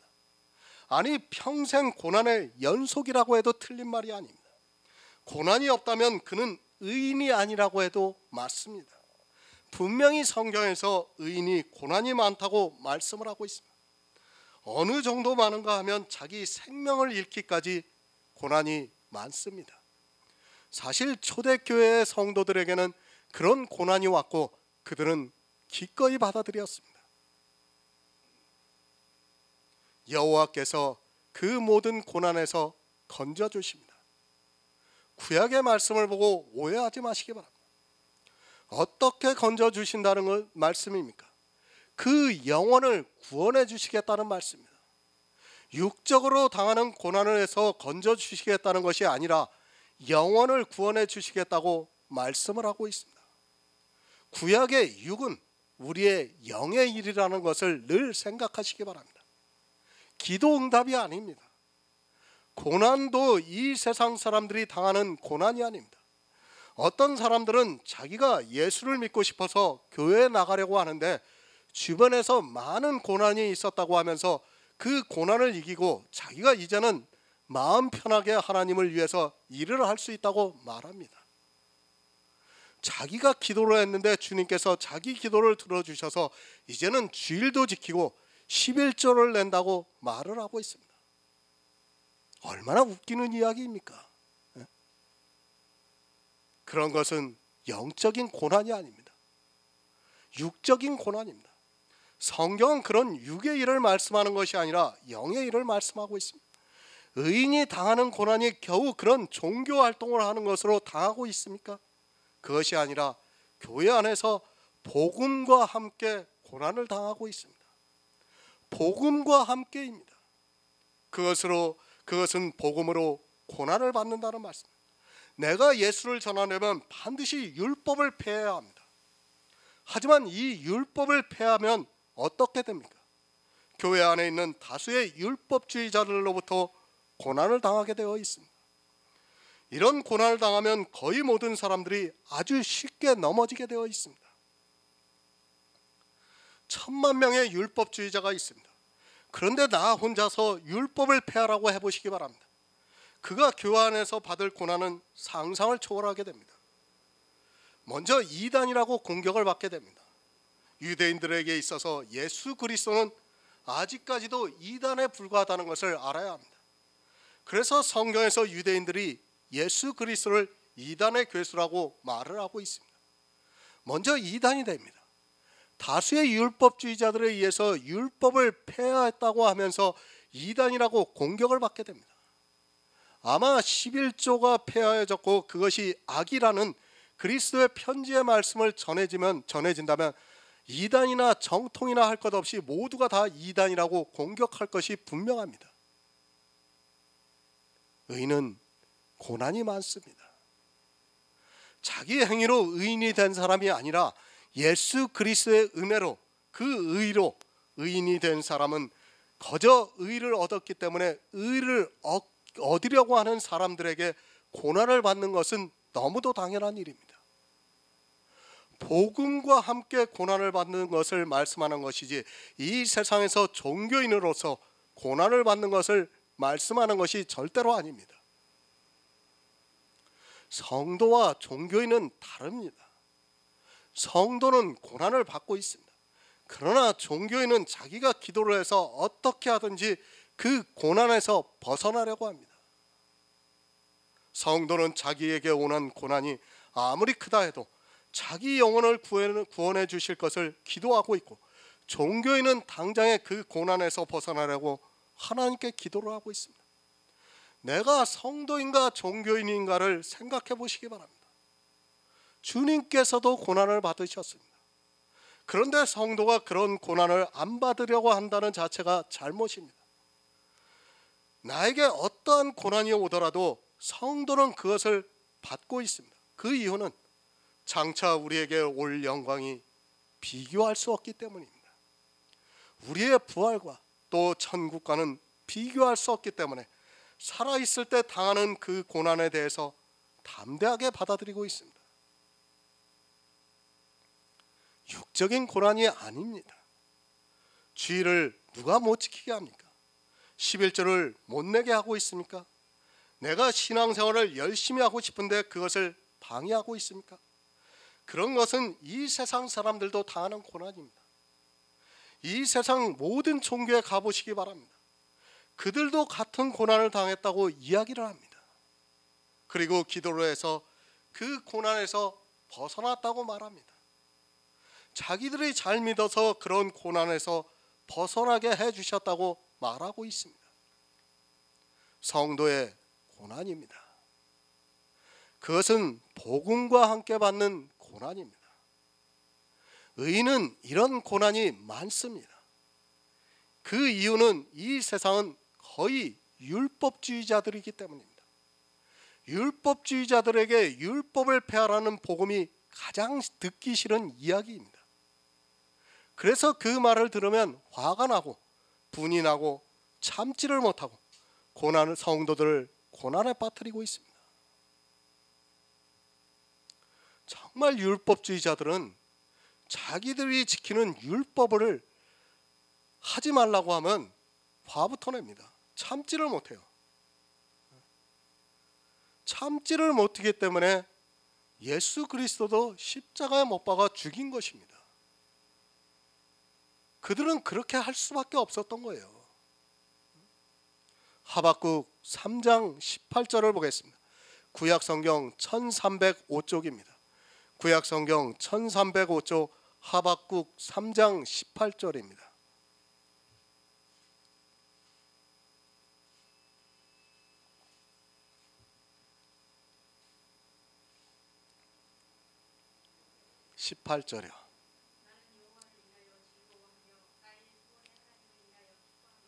아멘. 즐거워하는 자가 있느냐? 저는 찬송하라고 말씀을 하고 있습니다. 왜 즐거워합니까? 그저 이 세상에서 자기가 기도한 것이 응답받아서 기뻐하고 있습니까? 그런 자들은 나중에 주님께서 오실 때 그 눈물에서 피눈물이 흘릴 것이 너무도 분명합니다. 예수님께서 슬피 울며 이를 갈비 있을 것이라고 말씀을 하고 있습니다. 정말 교인들이 두려워하는 마음을 가져야 하는데 성경을 보면서도 전혀 두려워하지를 않고 있습니다. 성도가 즐거워하는 단 한 가지 이유는 바로 구원입니다. 구원의 하나님입니다. 나를 어떻게 구원해 주셨는가를 알게 되면 즐거워할 수 있습니다. 저는 찬송을 하라고 말씀을 하고 있습니다. 찬송을 하라고 하니까 그저 노래를 부르는 것으로 생각하고 있습니다.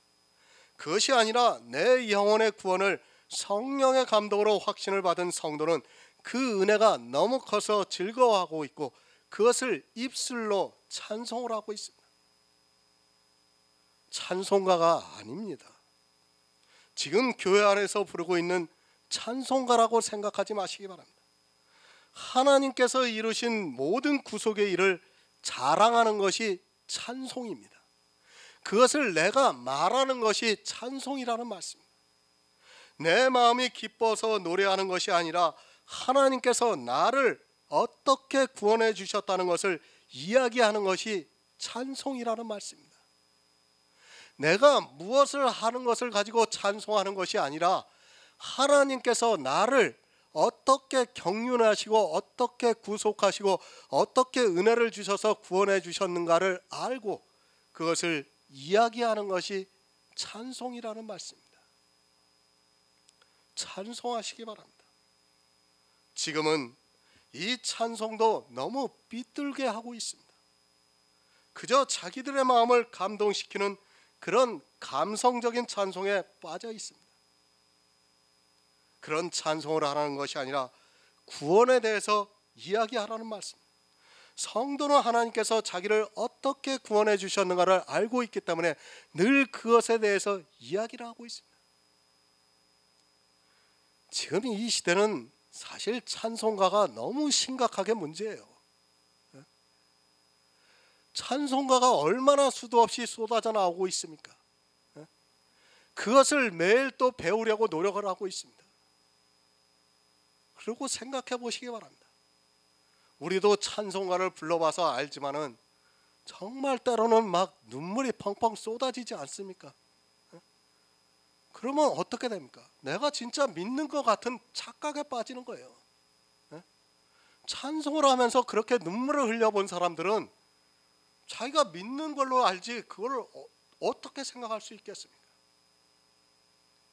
그러나 그런 찬송이 우리가 일반 대중 가수들의 정말 잘하는 노래를 듣고 눈물을 흘리는 거라 똑같다는 것을 알아야 됩니다. 근데 사람들은 이게 세상의 노래고 하나님을 위해서 찬송하는 것이다 보니까 더욱더 감동을 받아서 아주 눈물을 죽죽 흘리고 있습니다. 그런 찬송이 아닙니다. 찬송은 하나님을 찬송하는 것입니다. 나를 구원해 주신 하나님을 찬송하는 것입니다. 그저 교회 안에서 곡조에 맞추어서 노래를 하는 것이 찬송이 아닙니다. 그것은 다 종교적인 행위에 불과하다는 것을 알아야 합니다. 그런 찬송가를 부르는 것이 아니라 내 마음에서 구원의 기쁨을 누리고 하나님께서 나를 어떻게 구원해 주셨는가를 말하라는 말씀입니다. 찬송을 너무 모릅니다. 자기가 어떻게 구원을 받았는가를 아는 성도는 저절로 찬송이 나오게 되어 있습니다. 그런 찬송이 있어야 합니다. 교회가 언제부터 찬송가를 만들기 시작을 했지만 그 노래 가사를 보면 전혀 복음적이지 않은 것들이 너무 많습니다. 그것은 찬송이라고 할 수 없습니다. 초대교회의 찬송가를 불렀겠습니까? 없어요. 부를 수가 없습니다. 그때는 예배도 숨어서 했어요. 그런 사람들이 어떻게 찬송가를 소리내서 부릅니까? 말도 안 되는 이야기입니다. 이것이 이제 종교가 되다 보니까 로마의 박해가 끝나는 시점이 서기 313년입니다. 그때부터 이제 종교가 되다 보니까 그때부터 찬송가가 만들어지기 시작했고 그것을 사람들이 부르기 시작한 것입니다. 초대교회에서는 상상도 할 수 없는 일입니다. 그러나 초대교회 성도들은 다 구원을 받았습니다. 찬송가 그런 곡조 있는 노래를 부르지 않았지만 그들은 다 구원을 받았다고 성경에서 가르쳐주고 있습니다. 고난당하는 자가 있느냐? 저는 기도하라고 말씀을 하고 있습니다. 그러니까 내 고난에 대해서 기도하라는 말씀입니다. 정말 힘들면 기도하시기 바랍니다. 그러나 그 고난을 벗어나려고 기도하지는 마시기 바랍니다. 그 기도가 무엇입니까? 나를 구원해 달라고 하는 기도를 하라는 말씀입니다. 기도를 하라니까 내가 지금 당하고 있는 고난에서 벗어나는 기도를 하라는 것이 아니라 나를 구원해 달라는 기도를 하라는 말씀입니다. 그런 기도를 하라는 말씀입니다. 또 즐거워하는 자가 있느냐? 저는 찬송할 것이라고 말씀을 하고 있습니다. 성도는 이렇게 살아가고 있습니다. 늘 고난 가운데 살아가고 있고 그러나 그 고난이 자기를 구원해 주시는 하나님의 섭리라는 것을 알고 자기가 구원을 받았다는 것을 알기에 찬송을 하고 있다는 말씀입니다. 잘 이해하시기 바랍니다. 성도는 고난 중에서 살아가고 있습니다. 그래서 늘 기도하고 있습니다. 고난을 견디려면 기도하는 방법밖에 없습니다. 고난을 벗어나기 위해서 기도를 하는 것이 아니라 견디기 위해서 기도를 하고 있습니다. 또 그런 성도를 하나님께서 구원해 주셨습니다. 육체적으로는 고난을 받지만 영혼은 구원을 받아 즐거워하고 있습니다. 기도를 하면 내 구원의 확신을 얻을 수 있기 때문에 즐거워할 수 있다는 말씀입니다. 이렇게 고난을 당하면서 기도를 하고 또 구원의 확신을 갖고 고난 중에서도 즐거워하고 있다는 말씀입니다. 기도하시기 바랍니다. 그리고 찬송하시기 바랍니다. 이 시대 교회 안에서 하는 그런 기도가 아니고 그런 찬송이 아닙니다.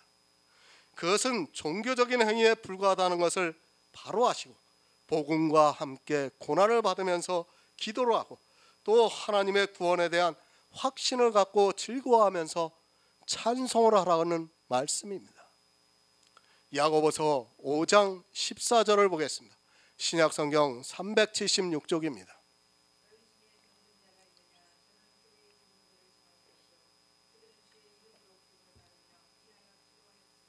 아멘. 새 번역을 보겠습니다. 여러분 가운데 병든 사람이 있습니까? 그런 사람은 교회 장로들을 부르십시오. 그리고 그 장로들은 주님의 이름으로 그에게 기름을 바르고 그를 위하여 기도하여 주십시오. 너희 중에 병든 자가 있느냐? 참으로 이 야고보서의 말씀으로 인하여 교회가 이상하게 변질이 되고 있습니다. 병이 들었다고 하니까 육체의 병을 생각하고 있습니다. 그래서 어느 교회를 보면 마치 거의 병원과 마찬가지라고 생각을 합니다. 만병을 다 고칠 수 있는 병원을 만들어 놓고 그것을 광고하고 있는 것이 이 시대 교회의 모습입니다. 왜 그렇게 됐습니까? 예수님께서 이 세상에 오셔서 병자들을 고치셨습니다. 그리고 주님이 하늘에 올라가신 후에도 제자들에게 성령이 임하고 난 후에 또 그런 역사가 일어나는 것을 성경을 통해서 보았습니다. 그런 성경 말씀을 그저 문자적으로만 보고 있다 보니까 그것이 의미하는 뜻을 모르고 있고 또 병자를 고치는 것을 너무도 당연하게 생각하고 있습니다. 교회가 병자를 고치는 곳입니까? 착각하지 마시기 바랍니다. 교회는 절대로 그런 행위를 하는 곳이 아니라는 것을 먼저 아시기 바랍니다. 물론 그런 역사를 전혀 부인하고자 하는 말씀은 아닙니다. 그러나 우리가 알아야 하는 것은 성도는 병이 들면 그것을 고치는 것이 맞습니까? 아니면 그 병을 받아들이는 것이 맞습니까? 제가 병원 치유까지 하지 말라고 드리는 말씀이 아닙니다. 이런 문제가 해결이 안 되다 보니까 병을 고치는 것을 주업으로 삼고 있는 교회들이 너무도 많이 있습니다. 신약 시대입니다. 사도들이 복음을 전할 때만 해도 신약 성경이 기록이 안 되었습니다. 단지 그 시대는 구약 성경만 있었습니다. 구약 성경도 지금과 같이 인쇄술이 있어서 이렇게 간단한 게 아니라 두루마기예요. 두루마기. 진짜 짊어지고 다닐 정도의 그런 두루마기라는 것을 알아야 합니다. 그 구약 성경을 보면서 예수 그리스도를 가르친다는 것은 사실 거의 불가능한 일입니다. 지금은 우리가 신약과 구약을 같이 보기 때문에 예수 그리스도의 구속의 은혜를 전하는 데 있어 큰 문제가 되지 않습니다. 예수가 누구입니까? 그 시대 예수는 아무도 모르는 사람이었습니다. 갈릴리 아주 작은 마을에서 예수가 태어났다고 하지만 그리고 이스라엘에서 수많은 기적을 행하셨지만 이미 십자가에서 죽으시고 하늘에 올라가셨습니다. 그것을 물론 500여 문도들이 보았지만 그렇다 할지라도 다른 사람들에게는 너무도 허무맹랑한 이야기처럼 들리게 되어 있습니다. 그렇지 않습니까? 지금처럼 예수를 다 아는 시대가 아니에요. 그때는 미디어가 없어요. 진짜 사람의 말을 통해서 전해지고 있던 시대입니다. 알 수가 없습니다. 신약 성경도 없습니다. 그리고 예수라는 사람은 이미 하늘에 올라갔다고 주장하고 있습니다. 지금과 같이 모든 성경이 한 권의 책으로 누구나 볼 수 있는 시대가 아니라는 것을 알아야 합니다. 그런 시대의 병자를 고치는 것은 복음을 전하기 위한 가장 효과적인 방법이었습니다. 아니, 하나님께서 사도를 통해서 능력을 나타내 주셨습니다. 그러나 이제는 성경이 있습니다.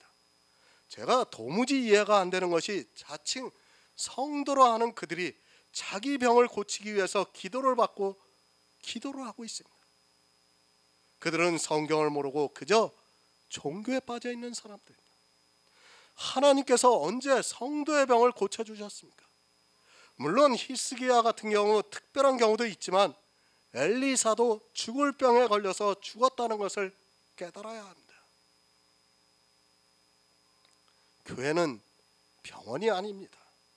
그런 행위를 하는 자체가 샤머니즘이라는 것을 바로 깨닫고 있어야 합니다. 병을 고치는 병원이 있는데 왜 교회가 자기가 해야 하는 일을 모르고 그런 일을 하고 있습니까? 성경이 완전히 기록이 되어 있고 인쇄술이 발달하고 인쇄술의 발달로 이제는 누구나 성경을 볼 수 있는 그런 시대가 되었습니다. 아직까지도 병자를 고치려고 하는 그 행위가 얼마나 어리석은 일인가를 바로 알아야 합니다. 육체의 병입니까? 너희 중에 병든 자가 있느냐 묻고 있는 것이 교회 안에 육체의 병이 들어있는 사람들에게 하고 있는 말씀입니까? 그것이 아닙니다. 우리가 성경을 보아서 잘 알겠지만 죽은 사람도 살리는 사도 바울도 정작 자기 병은 고치지 못했습니다. 그리고 디모데 역시 병을 가지고 있었습니다. 그리고 그들은 사도고 또 속사도라고 부를 정도로 복음의 일을 해야 하는 사람들인데도 믿지 않는 사람들의 병은 고쳤어도 정작 자기들의 병은 고치지 못했다는 것을 바로 아시기 바랍니다. 누가복음 5장 30에서 32절을 보겠습니다. 신약성경 97쪽입니다. 누가복음 5장 30에서 32절입니다.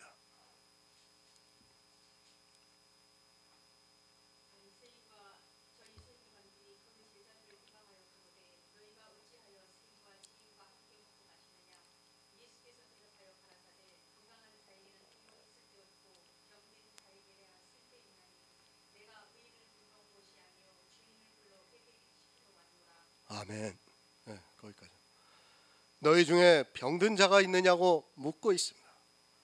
이 병든 자가 누구입니까? 이 세상에서 우리가 잘 아는 육체적인 병을 말씀하고 있습니까?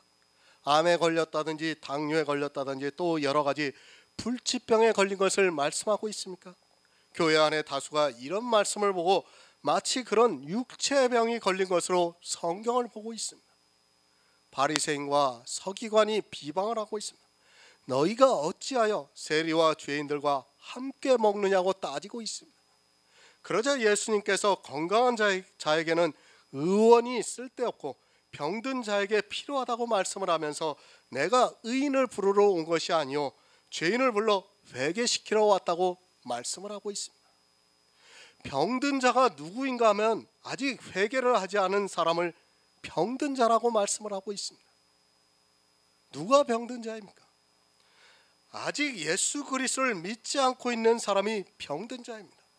스스로 의인이라고 생각하는 그 사람이 아니라 자기가 죄인이라는 것을 인정하고 있는 그 사람들이 병든 자라고 말씀을 하고 있습니다. 이 세상에서 육체의 병이 든 사람을 말씀하고 있는 것이 아니라 죄인으로 살아가고 있는 그 사람들을 병이 들었다고 말씀을 하고 있습니다. 교회 안에 병든 자가 있습니다. 그러나 육체의 병 같으면 자기 몸이 아픔으로 병이 들었다는 것을 쉽게 알 수 있는데 이 병은 진리를 알기 전에는 자기가 병이 들었는지를 모르게 되어 있습니다. 이 병은 사실 사람의 이성으로는 깨닫지 못하게 되어 있습니다. 바리새인과 서기관 역시도 병이 들어있지만 자기들의 행위를 보고 자기들은 의인이라고 생각을 하고 있는 것을 볼 수 있습니다. 병입니다. 이 세상 모든 사람은 다 병이 들어 있습니다. 예수 그리스도를 믿지 않고 있다는 말씀입니다. 그러나 예수를 믿는다고 하는 사람들 중에도 병이 들어있는 사람들이 있습니다.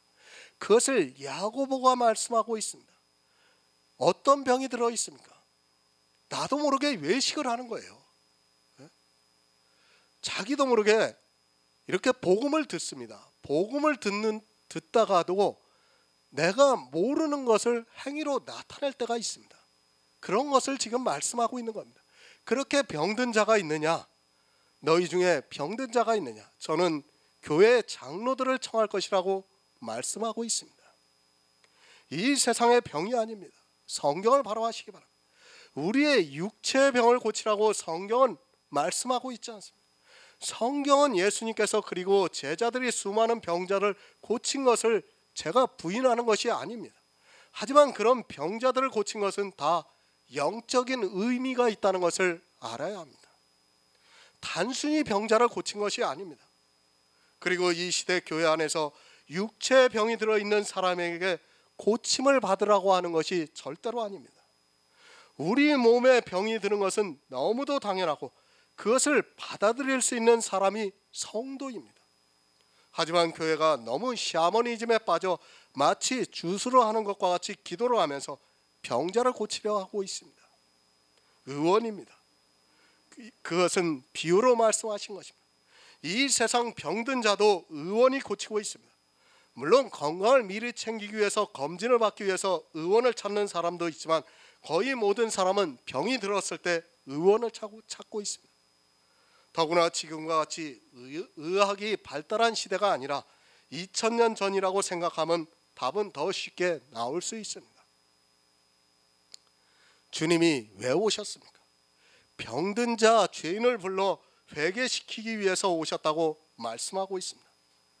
사실 자기가 건강하다고 생각하는 교회 안에 있는 율법주의자들은 회개의 의미조차 모르고 살아가고 있습니다. 자기 육체의 죄를 회개하는 것이 아니라 예수님을 안 믿던 사람들이 이제 예수 그리스도를 알고 믿는 그것이 회개입니다. 병든 자입니다. 영적으로 거의 모든 사람들이 병이 들어 있습니다. 하지만 자기가 무슨 병이 들어있는지를 모르고 마치 자기들이 예수를 잘 믿는 것 같이 생각하면서 살아가고 있습니다. 지금 이 바리새인과 서기관들과 무엇이 다른가를 잘 생각해 보시기 바랍니다. 의인은 모릅니다. 그러나 죄인은 자기가 병이 들어있다는 것을 알고 있습니다. 이 시대 역시 11조로 주일로 의인이 되어 있는 사람들은 자기가 어떤 병이 들어있는가를 모르고 있습니다. 사실 11조를 하고 주의를 지키는 것이 병이 들어있는 겁니다.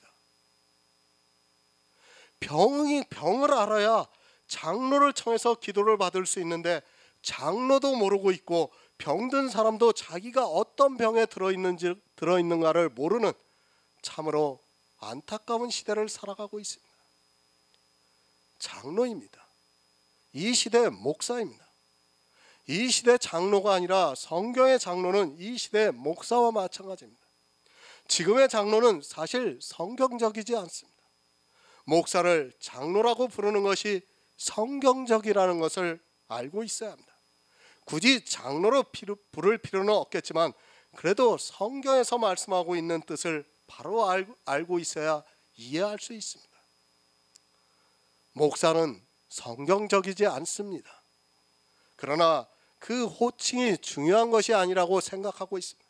할 수만 있다면 장로라 부르는 것이 맞다고 생각합니다. 이런 기본적인 성경의 호칭조차도 정립이 안 되어 있는 교회가 과연 무엇을 할 수 있겠습니까? 이 시대는 장로가 없어서 누구를 불러야 할지 모릅니다. 목사는 있어도 종교인으로서 목사는 많아도 성경에서 말씀하는 장로는 거의 없는 것으로 생각됩니다. 가정교회에서는 장로라고 부릅니다. 그렇다고 해서 그들이 옳다는 것이 절대로 아닙니다. 그들 역시 율법주의에 깊이 빠져 있는 것을 볼 수 있습니다. 호칭이 중요한 것이 아니라 그 뜻을 모른다면 아무 의미가 없습니다. 이런 호칭부터 개혁하는 것이 교회가 바로 서는 길이라고 생각하고 있습니다. 하지만 이 시대는 교회 안에 이상한 장로들이 있어서 그것을 바꾸기가 거의 불가능하다고 생각됩니다. 시편 23편 5절을 보겠습니다. 구약성경 818쪽입니다. 시편 23편 5절입니다.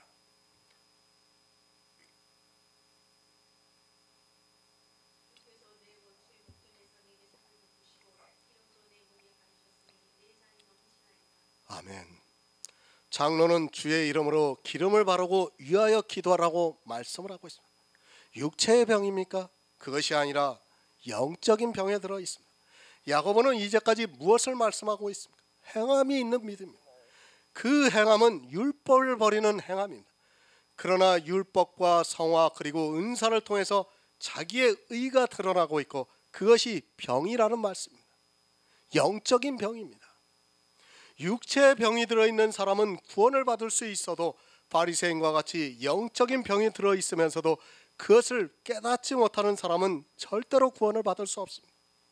신앙생활을 하다 보면 자기도 모르게 행함이 있는 믿음을 보이지 않을 수 있습니다.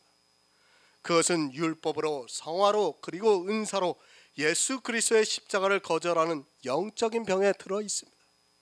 그런 자에게 말씀을 하고 있습니다. 야고보서를 바로 알면 자기가 병이 들었는가를 쉽게 이해할 수 있습니다. 이렇게 병든 사람은 장로를 청해서 기도를 받으라고 말씀을 하고 있고, 장로는 그들의 머리에 기름을 바르고 병든 자를 위해서 기도해 주라고 말씀을 하고 있습니다. 기름입니다. 그것은 성령을 말씀합니다. 기름을 바르고 기도를 하라는 말씀은 성령으로 기도를 하라는 말씀입니다. 그것을 시편에서 주께서 내 원수의 목전에서 내게 상을 베푸시고 기름으로 내 머리에 바르셨으니 내 잔이 넘친다고 말씀을 하고 있습니다. 주님께서 나를 구원해 주셨다는 것을 말씀하고 있습니다. 무슨 말씀입니까? 내 원수의 목전에서 내게 상을 베푸셨다는 말씀, 원수 율법의 목전에서 나를 구원해 주셨다는 말씀입니다. 성도의 가장 큰 상은 바로 그 영혼의 구원을 말씀하고 있습니다. 기름으로 내 머리에 바르셨다고 하는 말씀은 성령이 내게 임하셨다는 말씀입니다. 그런 성도는 구원의 잔이 넘친다고 말씀을 하고 있습니다. 병든 자가 많이 있습니다. 사실 우리는 신앙생활을 하다 보면 나도 모르게 이 세상 사상에 빠져 들어가게 되어 있습니다. 자기도 모르는 사이에 율법주의가 되고 성화주의가 되고 있고 은사주의가 되어 있습니다. 그것이 다 영혼을 죽게 만들고 있는 병입니다.